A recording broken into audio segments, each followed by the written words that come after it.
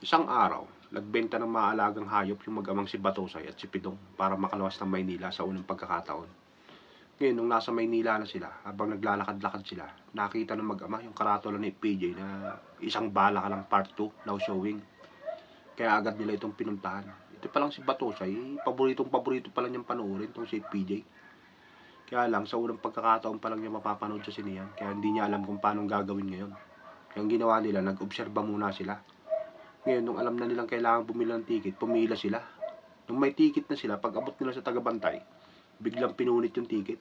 Napatras yung mag-ama ngayon. Kaya ang ginawa nila, bumili uli ng ticket. Pag abot nila uli sa ticket, pinunit na naman yung ticket. Kaya sabi ni Batosay, dito muna tayo sa gilid, kanya. Nakakadalawang punit na eh. Oo nga po tayo, kanya. Sumabay tayo sa agos ng tao para hindi tayo mapansin.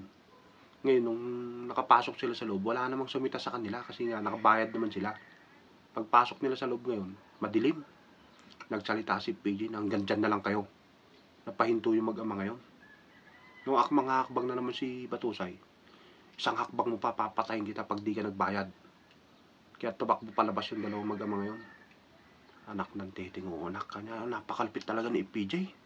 Alam niyang hindi tayo nagbayad.